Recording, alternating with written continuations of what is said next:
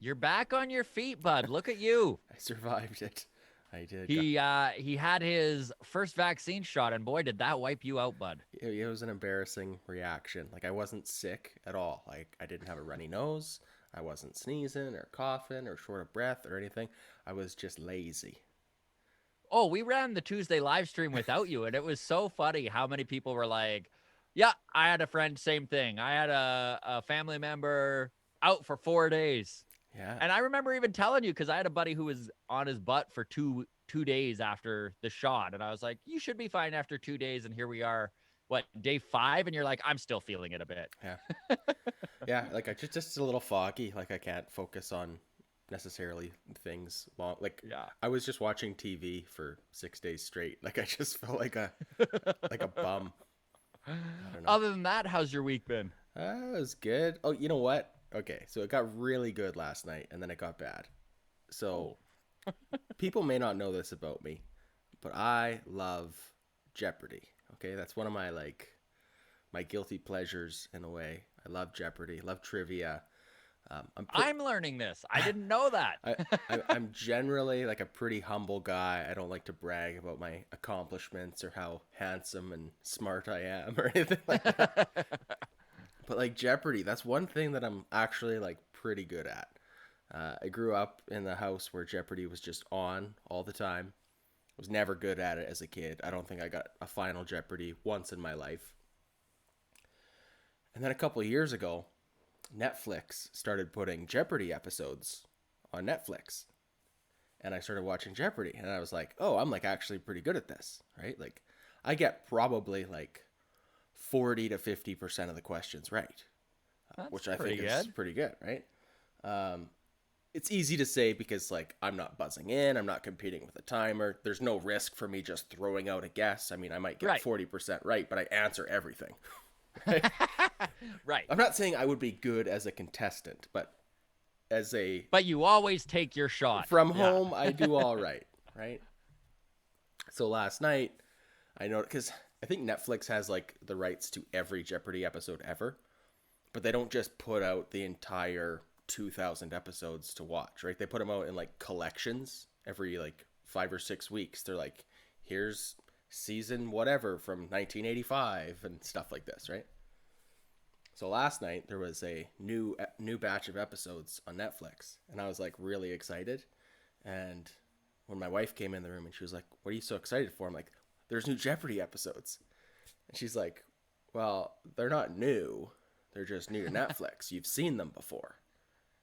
And then like this, it like clicked in my head that like, because she knows, she's one of the few people that does know that like Jeopardy is my thing. I love it. Yeah. It's like it's on in the background while I'm doing other stuff, and I'm just while I'm doing dishes, I'm throwing out answers, right? But last night I realized that the reason she thinks I'm good at Jeopardy Is that you've seen is them that all. I've just seen them all before. So she just thinks I'm a total fraud.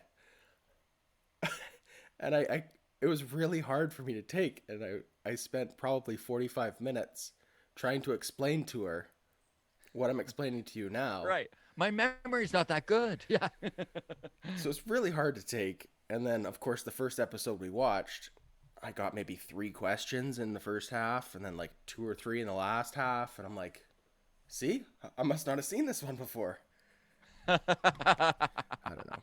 Anyways, so I felt pretty down in the dumps last night, needless to say. But I've got my Alex Trebek Funko Pop right here behind me. I don't know if you could see that there. Nice. So, There you anyways, go. I digress. Let's get into So your baseball, though. your Jeopardy confidence took a hit. It took a hit, absolutely. Welcome everybody to the walk off.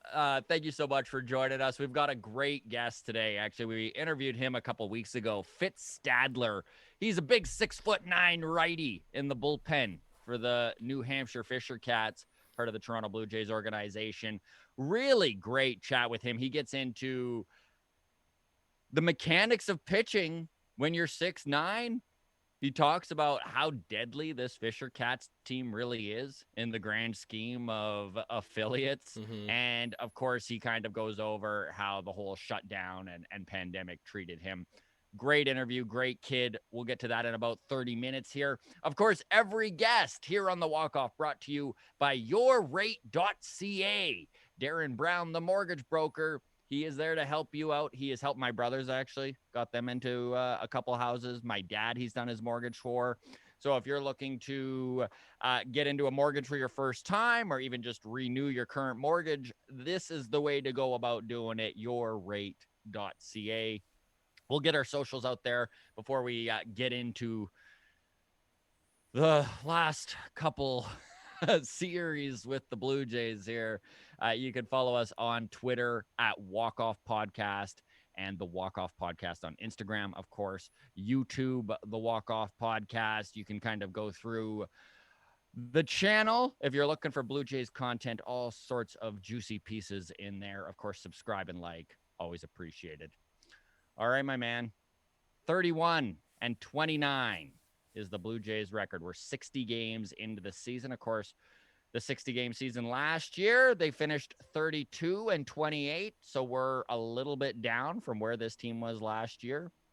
And after the big ads they had over the offseason, you were expecting a little bit more, but we've yet to see much out of George Springer. He's played 3.5 games. Kirby Yates didn't even suit up for the team. So they're 4th in the AL East. They're not out of this. There's still 102 baseball games to play. That's a lot of ball. Mm-hmm. But, man, this team, how would you describe how they make you feel? You know, like, there's always this, like, little bit of hope. Like, that you always, for myself, I just look at this team and I'm like, maybe they are a contender. I constantly think that. And they'll start to get hot and win a couple games. And I'm like, they found their footing. And then it just seems like they just can't keep that footing, right? They're always one step forward, one step back. Yeah, the way I would relate it emotionally is it feels like, did you ever have a crush on a girl in high school who like wasn't into you, but she would kind of like flirt with you just enough where you're like, maybe I do have a chance with this lady here. That's kind of what I feel like. Like, I know I'm not going to take this team to prom, but like every once in a while, you know, you're like, maybe I could. Yeah. Every once in a while it puts its hand on my knee and I'm like, oh, what's this? A 3-game winning streak. All right. But then the Yankees come along and sweep her off her feet. And it's like, oh yeah, exactly. We're the Blue Jays. I forgot. So it's kind of a broken analogy, but I think you know where I'm going. I 100% get where you're going, and it is the case with this team. And I mean, we talked about this schedule last podcast, that it is starting to ease up and that there were some major opponents that we got to get through before we get to a little bit easier schedule. Because the truth is, yes, we are playing some easier teams here in Baltimore and Seattle and Miami coming up at the end of June, but it's not instilling any confidence that we constantly are losing these games to teams that we are going to be in major contention with. You know, like Houston and the White Sox are the two series this team just lost to. Both very, very good teams. Both teams most likely are going to be in the playoffs, if not even win their divisions. Right. And what was frustrating about that is that they should have won both series. They had opportunity to win both series. And these are teams that, if you can win a series or two against them, it only is going to increase the confidence this team has in itself. Like, this team has so much confidence, but it shakes all the time. You always feel like they're like, I can do this. And then they're like, whoa, maybe I can't. And these series were lost in the most disheartening ways for us fans, right? In that all 6 games that they played against Houston and the White Sox, runners in scoring position were left uncashed time and time and time again. And my goodness, as a fan, it is just heartbreaking to watch. And these are teams with some of the best pitchers in baseball. And so they're making progress against some of these guys like Rodon, right? Like that game they lost on Tuesday where Robbie Ray just pitched a gem, 13 strikeouts, 7 innings. I think it was 6.2 innings. Nonetheless, you get what I'm saying. Like, Robbie Ray put on a display, and then throughout the game, the Blue Jays had guys on second and third, one out all the time, and they just, that's what kills me, man. Is the runners on first, like the runners on third when there's one out and not scoring it. Yeah. And then the other thing that's just heartbreaking for fans is this bullpen. I mean, we're going to wind up talking about this bullpen for probably more than we should on this episode, but man, they are losing games. That's flat out. This bullpen is losing this team games. Yeah.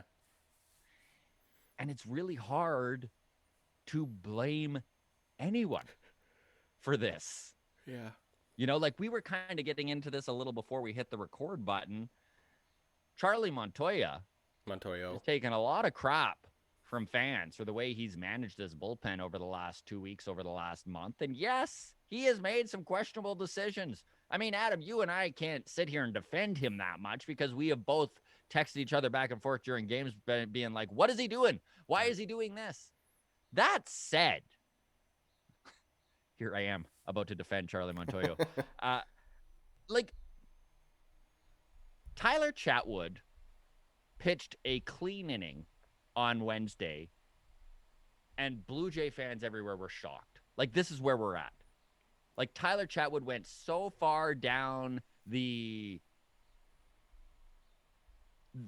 rabbit hole of, I guess I'm describing that wrong, but he struggled to such a degree where fans were actually, like myself included, thinking things like, has he lost it?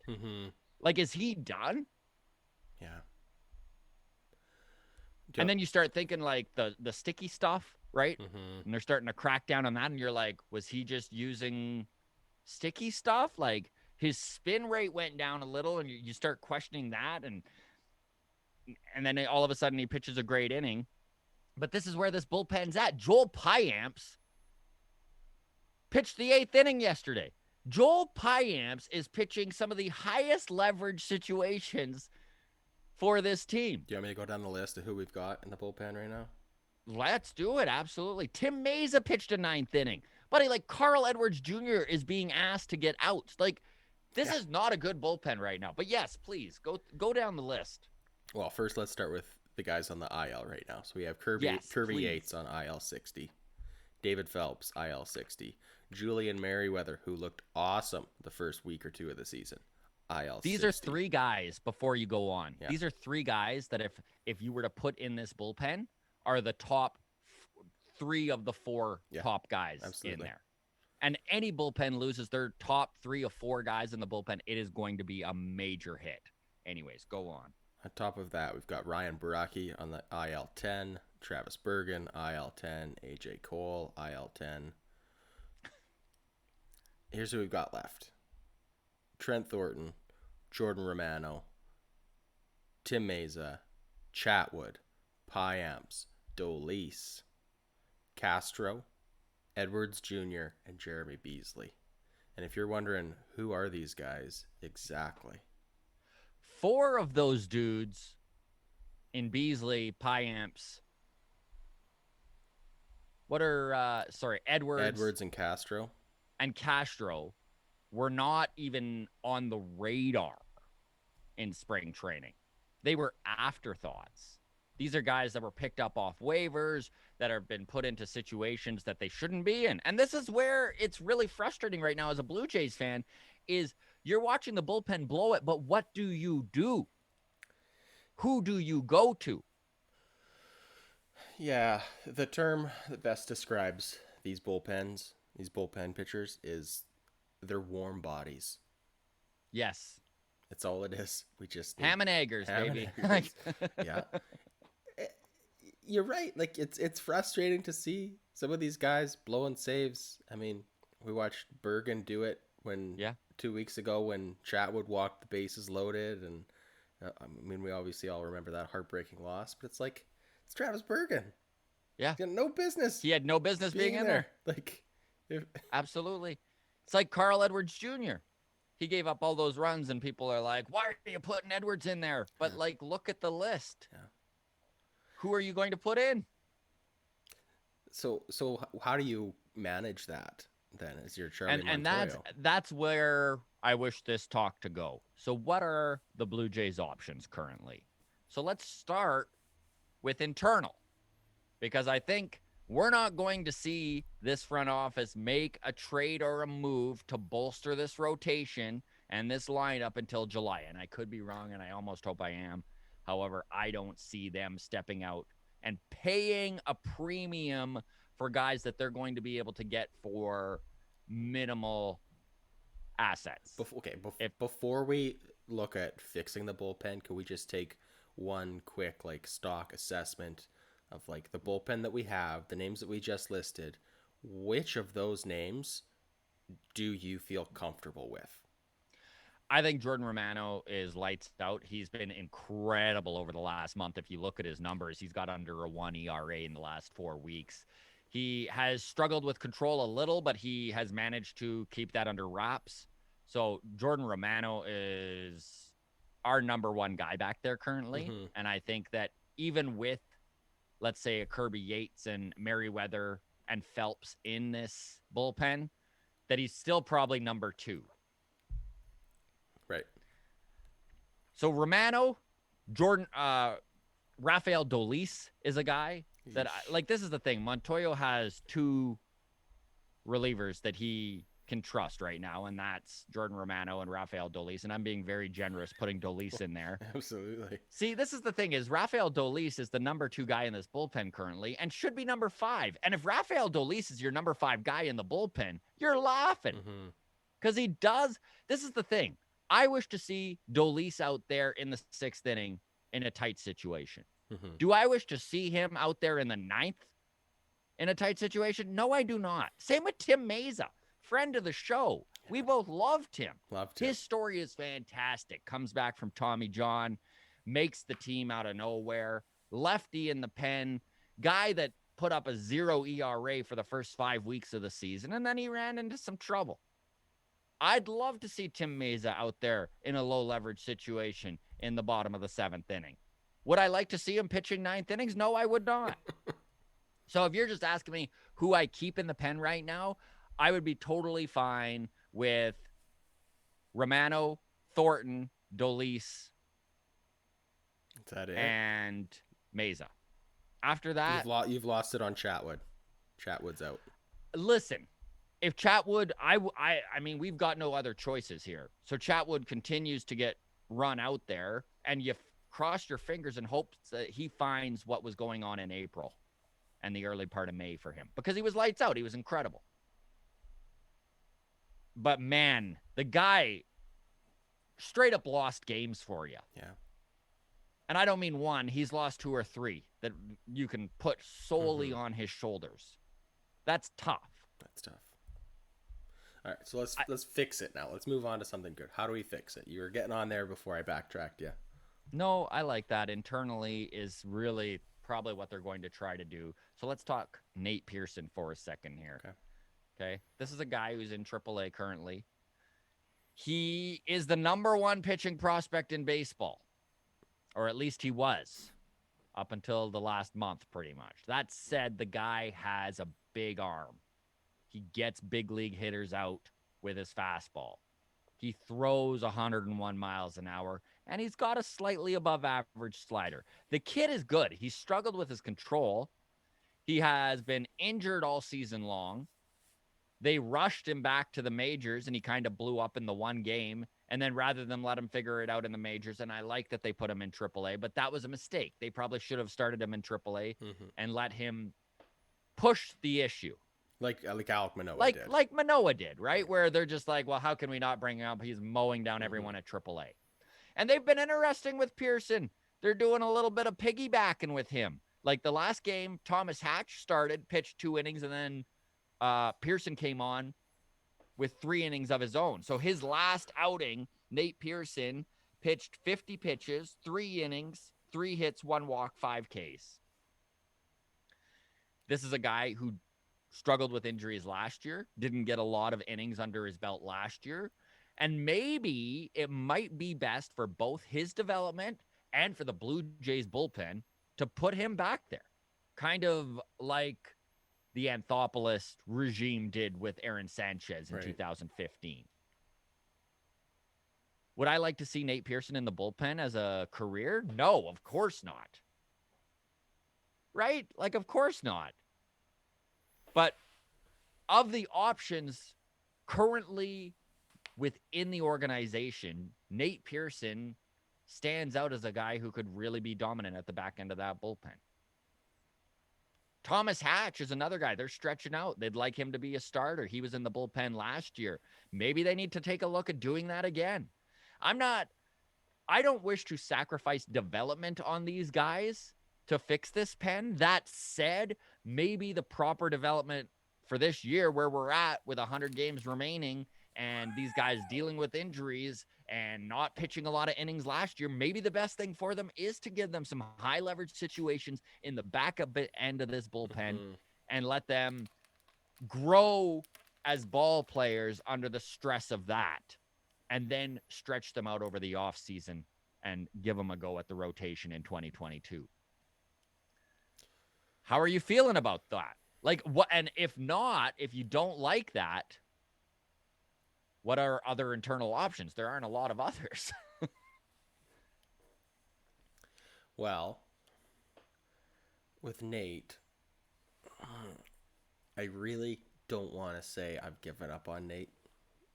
No. I mean, we all laugh at people who wanted to trade Vladdy last year. Yes. And I hope that's still in Nate's future. That being said, I'm concerned with Nate. I don't think you're alone. He is 24. I don't know how much longer we wait to figure out what he is. Right? Like the rest of the season, sure. Right? He's working on some mechanical changes and some adjustments, and sure. But if he's not ready to take the next step next season, then what? Like, if we're going into spring of 2022 and he's not, like, pretty confidently pushing for a spot in the Jays rotation, that's alarming, isn't it? Yeah. It is.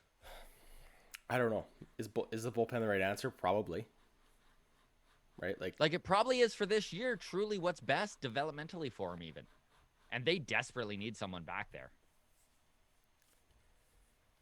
Yeah, even as a guy who, right? who Like could just be you like agree a long, with that. Yeah, and he could come in and be like a long relief guy that comes in. Like, we had a pitcher that is done after 5, and we need Nate Pearson to come in and get 6 outs. That kind of thing, right? Like, I don't know. What else could we do? I mean, we've got a couple, like, vet prospects. What's that fireballer that we got? James Dykstra. And this is something I was going to bring up to you. Do we go into the bullpens of these affiliates? Do we take a look at a guy like James Dykstra who throws 100 miles an hour in the back end of that Fisher Cats bullpen? Do we take a look at a guy like Taylor Cicito, who's in the big lefty, 6'5", big fastball, throws 95, sweeping slider, has been lights out with the Buffalo Bison in AAA? And he's actually going to be on the show here in a week or so. He joins us for an interview. So there are options. However, those are higher risk options. These are guys who have never played in the big leagues. These are guys who have never faced big league at bats. And there might be some growing pains. And right now, the last thing this bullpen needs is growing pains. This bullpen needs consistency. This bullpen needs a steady hand. Yeah, like, that's kind of what we've got, putting out guys like Carl Edwards Jr. and Jeremy Beasley, right? Jeremy Beasley is like, what, 19 years old, it feels like? You know, these guys are born in 1995, so mid-20s. Yeah. These are the guys, the equivalent. Like, these are just our... I don't know. I don't know what the right answer is. I don't either, man. The problem with a bad bullpen is it takes so many steps to solve it. Like the spot we've gotten ourselves into, the rotation would be so much easier to fix. Right? Because you go, okay, we need 2 really good arms. We need 2 guys that can pitch into the 7th and have an ERA under 4. That's What's frustrating is, man, this starting rotation has been pretty solid the last 3 weeks. Ross Stripling has found his footing and has been putting in some innings, pitching 6 or 7 innings every time he's out there the last 3 does times. feel a little bit smoke and mirrors with him. It's possible. I don't trust him back there as number 5 long term. No, me neither. But he has been fine.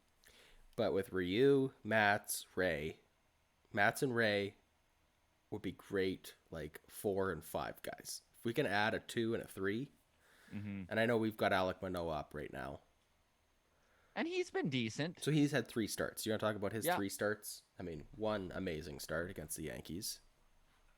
And 2 gutsy starts after that. Like, this is the thing. The kid is still learning how to pitch to big league hitters. Yeah. And I really like his mental approach to the game. He's a very positive dude. He's a guy that, you watched him get pulled in that second start. And he was in the dugout smiling and laughing, joking with the guys, picking his Pete Walker's. He had like literally a 30-minute talk with Walker after he was pulled from the game. So he's just digging for information. What did you see? What did I do wrong? Just a sponge, and you love to see that. Is Alek Manoah the solution? I don't think so this year, but I think the experience he's going to gain is invaluable. I think that he's probably better than anything that you can get off the scrap heap at this point. Oh, totally. What I think Ray's been a solid number 2. Yeah. That's the truth. I mean, this is a guy who, he gives up the long ball, and that was what happened on Tuesday. His 1 earned run was the long ball because he fills the strike zone up so much. And he had 13 Ks. And the problem with that, with Ray's home run that he gave up, was if we had a competent bullpen, we could have taken him out of the game. Yeah. We asked him to do more than we should have needed him to do. They went to him in the 7th because they needed to. Yeah. And honestly, what's funny is after he gave up that home run, I wouldn't have brought in Dolis. I agree. I would have let him finish the inning. Yeah. And he was at 104 pitches. So it's a dangerous game the Jays are playing. And I we'd be silly to think the front office isn't pulling their hair out over this problem. Of course. This is Shapiro's head's springing off the pillow. And he's like, oh no. Yeah. I got to figure something out. But I don't think a trade is in the future until July. We'll see. I hope I'm wrong. But I think any team that's making a trade right now, there's a little bit of desperation involved. And whenever you're trading from a side of desperation, you can get taken advantage of. Yeah, absolutely. Give up more than you should for stuff. Let's move on from the bullpen. Everyone is already very worried about the bullpen. I think that this isn't breaking news at this point. No, this is not breaking news. We don't need to harp on it too much here. I did wish to talk catching a little bit because we had a major league debut with one of our top prospects, Riley Adams, number 3 prospect in the catching ranks for the Toronto Blue Jays, number 18 overall in the Blue Jays system. This is a 25-year-old kid who was tearing it up in AAA, and OPS well over 1,000, 6 home runs in 78 plate appearances. Right. Good eye, walks almost as much as he strikes out. And, before he was on the 40-man roster right from the start of the year. And when there were some injuries, he was the guy that they went to as the backup catcher in early May. And then the second that they had a chance to get Reese McGuire onto the roster, they moved him down. Right. He didn't actually make his debut in that first call up. Right. He was there for in case of emergency. The team obviously felt he still had some development to do defensively, and this is what his knock has been. Not his knock, but the concern in the front office is that he's not quite there defensively. But you know what, man? He looked great behind the plate in his debut. Blocked some difficult balls to block, made some throws to second base, big arm. Called some really good games. Got his major league debut out of the way, got his major league first hit out of the way, a double, almost a no-doubter double off the wall. He looks really good with his bat. My question to you is, with Gabriel Moreno, literally, buddy, tearing up the minor leagues currently. Tearing it up. I want to read you something. It's so frustrating because we've been trying to get a hold of Gabriel Moreno to come on Yeah. this podcast for months. Like, basically, since we started, he was one of our guys that we had listed right under Alek Manoah. Yeah. And so this is from Baseball America. The game's biggest breakout prospect was at it again on Wednesday night, this time collecting 2 hits, including a double and 2 RBIs. He also cut down a pair of runners trying to steal. He has 11 multi-hit games this year as compared to just 4 games without a hit. He walked in 2 of those games, leaving just 2 games this season where he has failed to get on base. This prospect is elite defensively. And he's on the 40-man roster. So is Riley Adams being showcased currently? Ooh, I like where your head's at. Because the truth is, Alejandro Kirk ranks above Adams in the depth chart. He is back early July, eligible to come off the 60-day IL. He's currently doing rehab stints right now. He can't join the 40-man roster because they had to put him on the 60-man. So he's literally playing baseball right now. In fact, he was taking some live batting practice against a forgotten prospect with the Blue Jays out of Brazil. Eric Pardino is back up and throwing and very close to joining an affiliate. He'll probably join that Fisher Cats team. But so if you've got Kirk and you've got Jansen and McGuire supposedly ahead of Adams for some reason, and then you've got Moreno, like there's just too many catchers. So maybe they are kind of showcasing Riley Adams. Another guy to keep your eye out for, Kevin Smith. Now, he was one of the top prospects on the Jays system back in 2017, and then he took a real dip in 2018. But he is really raking right now at AAA. He has been defensively incredibly sound at shortstop. He plays third base a little bit. So he's a guy that you could wind up seeing on this roster. And he's another guy that could be being shopped as a bait for trades, right? I think we'd be crazy to not be doing everything we can to up Riley Adams' trade value because yes, I think we have in Danny Jansen and some combination of Reese McGuire and Alejandro Kirk. We have our current, it's not great, but it'll do catching position covered. Yes. Like, it's not a hole as much as we like to complain about Danny Jansen. Like, it's an offensive hole, but yes, defensively but that's also fine. like batting average is down across the league. So if the league average is 230 and Danny Jansen's hitting 180, it's not that bad, relatively speaking, if we're being fair. Yeah. Right? Anyways. No, I agree. Moreno, I think, is clearly the catcher of the future. Yeah. Right? I agree. So everybody else in the middle. Reese. I agree. And I mean, the way he's playing, dude, he's going to be a top 10 prospect in baseball before the end of this season. Yeah. So, of course, he's going to be your main guy. And he rakes. He rakes, dude. Yeah. He's still, I think his average right now in AAA or AA, I should say, is 390. Yeah. Like he's hitting 390. What? Yeah. No, it's absurd. Like, he should be on, like, as far as Blue Jays fans go, he should be the number one guy fans are excited about right now in terms of like who can help the team soon. Mm-hmm. Like Austin Martin is exciting. He's further away. Jordan Groshans is exciting. He's further away. I really feel like Moreno has a chance to make this team next year and make an impact. He could even be a late season call-up. I was just going to say that exactly. We've seen this organization do this before with 21-year-old catchers with very little pro experience, right? Kirk got the call-up in September last year. Maybe they try and catch fire in a bottle with Moreno. and add him in September as well, even just for experience. It'll be interesting to see how they play it. I would say Danny Jansen's job is safe at this trade deadline. I would say Gabriel Moreno's job is safe at this trade deadline. And I would say everybody else I'm Yes. listening to calls about. Of course. So Kirk as well. yeah. Kirk as well.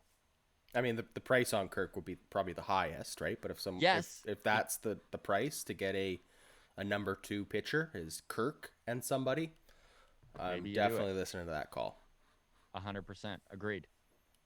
Did you have anything to add Blue Jays wise? Nope, that's it. Okay. Let's move on to Major League Baseball. Some interesting stuff happened the other day in a Pete Alonso press conference. So Pete Alonso kind of went off doing something that we're starting to see more and more guys do, and I love it. Josh Donaldson's been on a little bit of a tirade too. So Pete Alonso has 2 things that stood out about this press conference. Number 1, he came right out and said, if you're going to load the ball up, you're using sticky stuff, do whatever you want. You want to put super glue on the ball, go ahead. This is his take on it. A little bit different than a lot of the other hitters that have kind of spoken up about this, right? Josh Donaldson is banging the drum nonstop about how this is ridiculous. And I tend to agree with Donaldson on this, but I like that Pete Alonso is also being like, I don't care. I'm so confident. Put whatever you want on it. I'm still going to smoke the crap out of this ball. But the thing that Alonso said that really stood out to me was, so I'm going to read here. This is directly from the press conference. This is right from the press conference. Pete Alonso just told reporters his theory, which he says is widespread among players. So he's not alone in this theory of what's going on in baseball. And what he says is happening is that MLB manipulates the baseballs year to year based on the free agent class that is coming up. He pointed to juice balls in 2019 before a lot of pitchers hit the open market, noted that a lot of high-profile shortstops and position players are hitting the open market this year. And so basically what Pete Alonso is saying is that the MLB is artificially diminishing the value of these players, artificially diminishing how much these guys hit and the ERAs that they are doing. So that's a really interesting take. And the fact, listen, whether this is true or not, the fact that a lot of baseball players feel that this is true really goes to show you how bad the relationship is between MLBPA and Major League Baseball. The players truly believe that they are being manipulated and that their salaries are being manipulated on who's a free agent. Wow. It's pretty wild. It's a pretty wild accusation that they are literally trying to devalue pitchers when a lot of good pitchers are free agents, and trying to devalue, it's crazy. It's wild. It's just... I don't put it past them, though. I don't put it past them, but I also don't know that they are competent enough to actually do it. Like, the only thing standing in their way is their incompetence, because we've seen how they've handled everything in all of baseball forever. Like, the baseball ownership group is just, they're incompetent, is the nicest way I can put it. Sort of think that they are, on the one hand, incompetent, but then on the other hand, also some evil geniuses who are able to weave and thread the needle between, pitchers are coming up, got to do this. Hitters are coming up, got to do that. This is gonna thing, and then we got to change. Like, is this deep state? You know what? For baseball? You know what? I'm so. Here's a more realistic conspiracy theory, if we want to get full tinfoil hat, I think that, here's my hot take, Yeah. is that baseball saw CBA negotiations are coming up, right? Yeah. So what should they do in order to have leverage in terms of like player salaries getting pushed down across all positions? What do? Global pandemic. Right. They come up with some sort of a disease Yeah. that really just depresses the entire economy. No Yeah. fans in the stadiums for a full season. Talk about leverage.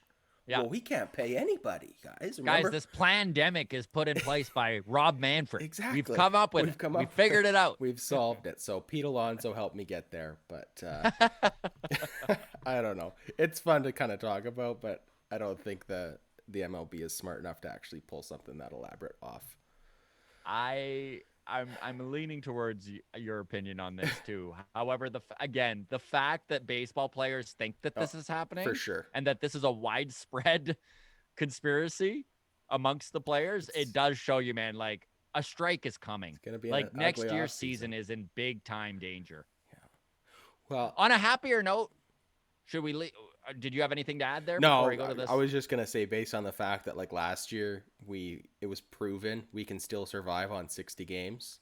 Yeah, we have 102 games that we can easily burn during a lockout before we have to panic. So it's going to be a shortened season at least. Absolutely.